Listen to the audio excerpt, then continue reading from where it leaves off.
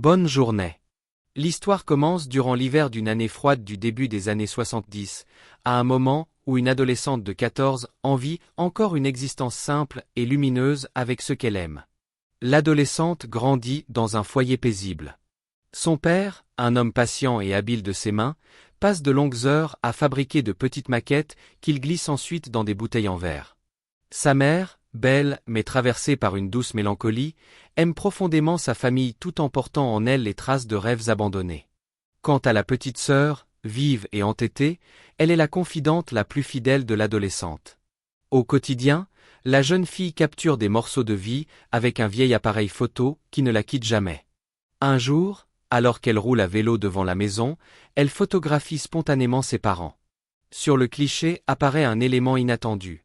Le sourire figé d'un voisin, un homme du quartier toujours discret, mais étrangement présent. À l'école, l'adolescente est une rêveuse. Elle nourrit un secret tendre, une affection silencieuse pour un garçon de son âge qu'elle connaît depuis longtemps. Cette émotion fragile et lumineuse est la plus douce des sensations que lui offre son jeune âge. Un vendredi d'hiver, qui semblait tout à fait ordinaire, tout bascule. Dans le couloir de l'établissement, le garçon l'invite à passer du temps avec lui le week-end et glisse une lettre dans son carnet. À la fin de la journée, portée par la joie, elle emprunte le sentier qui traverse les champs pour rentrer chez elle. Avant de partir, elle met à contre-cœur un vêtement tricoté par sa mère. Par maladresse, la lettre tombe de son livre et s'envole dans le vent. Sur le chemin, elle rencontre le voisin discret. Un éclair d'instinct la traverse, comme une intuition de danger, mais elle la repousse. C'est quelqu'un du quartier, quelqu'un qu'elle croise depuis toujours. Et puis son invitation, présentée comme un secret amusant, attise sa curiosité. Un mélange de naïveté et de politesse masque le frisson qui lui serre la gorge. Elle le suit alors jusqu'à une petite pièce souterraine qu'il a aménagée. L'endroit, éclairé d'une lumière chaude, semble presque irréel, comme une cabane étrange. Pendant ce temps, chez elle, sa mère prépare le repas, légèrement irritée de voir que sa fille tarde à rentrer, ignorant qu'elle vient de franchir la porte d'un piège. Très vite, l'adolescente comprend que quelque chose cloche.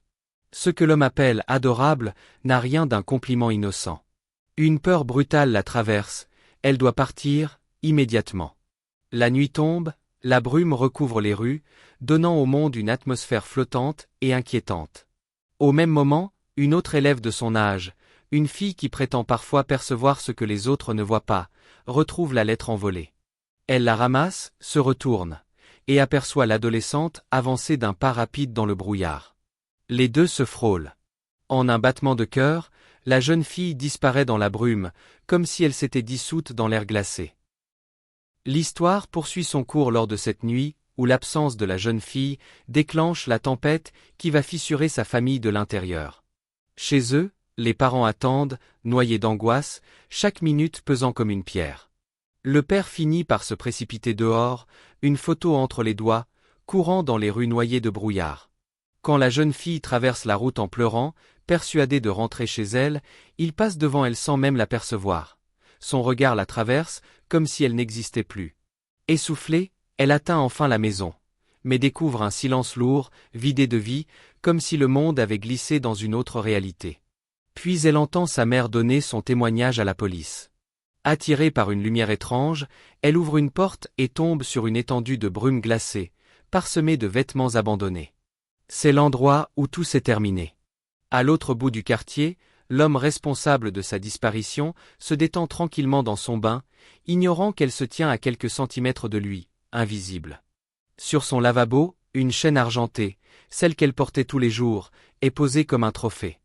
Lorsqu'elle effleure l'objet, la vérité l'assaille, elle n'est plus vivante. Quelques jours plus tard, les enquêteurs retrouvent la cache souterraine détruite. Ils découvrent son vêtement et une quantité de sang qui ne laisse aucun doute. La vérité frappe sa famille avec la violence d'une onde qui fait tout s'effondrer. La police interroge les habitants du quartier. L'homme qui a tendu le piège reste calme, maîtrisé, répondant sans trembler.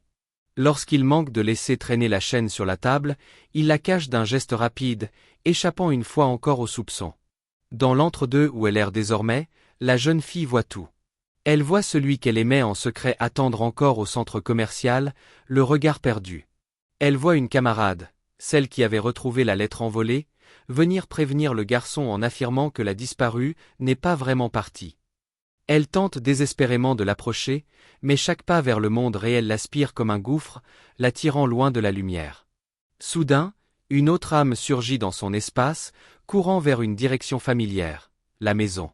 En la suivant, elle observe son père briser, un à un, les petits objets fragiles qu'il fabriquait autrefois avec tant de soin. La douleur l'emporte. L'univers miniature qu'il construisait se fracasse, comme leur foyer. Il ne reste bientôt qu'un seul objet, celui qu'ils avaient réalisé ensemble. Le père ne peut pas s'en débarrasser. Il le dépose délicatement sur son socle et y allume une bougie, un hommage silencieux. Quand la flamme brille dans le monde des vivants, une petite lumière s'allume aussi dans l'espace où se trouve la jeune fille. Un fil ténu, mais indestructible, relie encore un père à son enfant. Plus tard, il saisit le globe à neige préféré de la disparue, observe les flocons tourbillonner, puis se rappelle leurs promesses. Développer chaque mois une pellicule contenant ses photos. En triant les clichés, un détail s'impose, la jeune fille était prudente. Elle n'aurait jamais suivi un inconnu. Le coupable est donc quelqu'un de proche. Dès lors, le père scrute les photos, traquant le moindre indice. Obsédé, il apporte sans cesse de nouvelles hypothèses à la police. Au début, on l'écoute, puis après de longs mois sans avancer, les enquêteurs s'éloignent de lui. À leurs yeux, il n'est qu'un homme détruit qui poursuit des ombres. Cette obsession le ronge. Il devient nerveux, irritable. La mère, elle, s'enferme dans un silence épais. Chaque mois où le père développe les photos, il rouvre la blessure comme un rituel douloureux.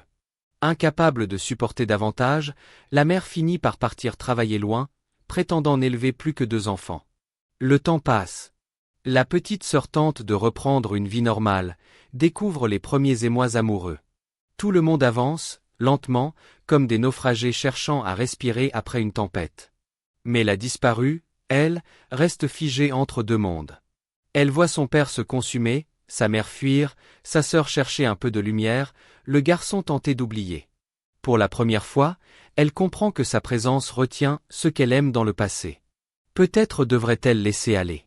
Pourtant, parfois, un simple geste suffit à rallumer la vérité. Alors qu'elle envisage de se détacher, la petite sœur remarque un détail troublant. Un soir, en passant devant la maison du voisin, leur chien se met à aboyer furieusement vers la petite cabane. Comme s'il percevait quelque chose de dangereux. L'homme, sur le point de sortir, aperçoit la jeune fille dans son rétroviseur. Un instant, son masque se fissure. Elle voit cette minuscule panique, cette ombre dans son regard. C'est bref, mais suffisant. Quelque chose cloche chez cet individu.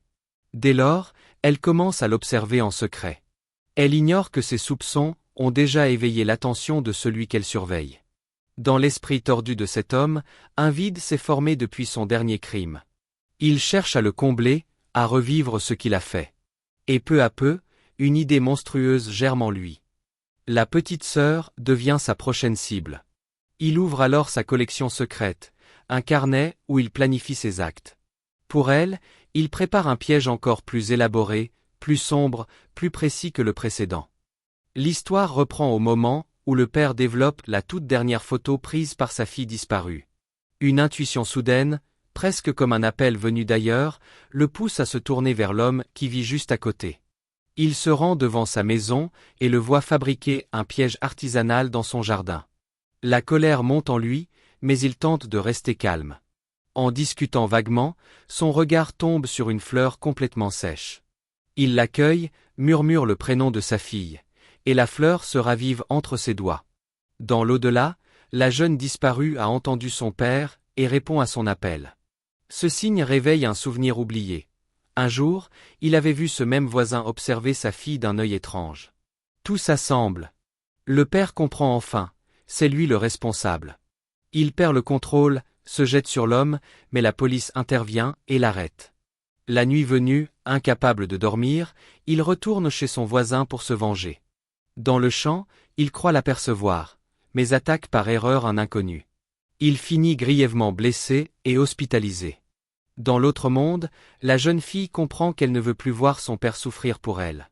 Pendant ce temps, le voisin dangereux reporte désormais son intérêt sur la petite sœur. Déterminée à agir, celle-ci profite d'un moment où il est absent pour s'introduire dans sa maison. L'air est lourd, chaque pas résonne. Sous le plancher, elle découvre un carnet rempli d'aveux. Sur la dernière page, une photo de sa sœur et une mèche de cheveux. Un bruit de moteur retentit. L'homme revient. Elle referme le plancher, mais un léger claquement suffit à éveiller ses soupçons. Elle s'enfuit, blessée, terrifiée mais déterminée. Quand elle rentre, couverte de poussière, elle voit ses parents s'enlacer pour la première fois depuis longtemps. Elle confie le carnet à un membre de la famille plus calme émotionnellement, pour éviter le pire. La police arrive trop tard, le voisin s'est enfui. Avant de disparaître, il tente de faire détruire une caisse métallique dans une décharge isolée. Deux jeunes du quartier assistent à toute la scène, sans oser intervenir. Dans l'au-delà, la jeune disparue voit elle aussi ce qui se prépare. Poussée par l'urgence, elle traverse l'esprit d'une jeune fille témoin et rejoint le garçon qu'elle aimait de son vivant. Elle l'embrasse une dernière fois, un adieu doux et irréel qui libère son cœur. Pendant sa fuite, le meurtrier repère une nouvelle proie. Il s'approche, mais un morceau de glace suspendu au-dessus de lui se détache et l'assomme. Il bascule dans le vide. Sa fin est brutale, sans témoin. Dans la maison endeuillée, la vie revient peu à peu.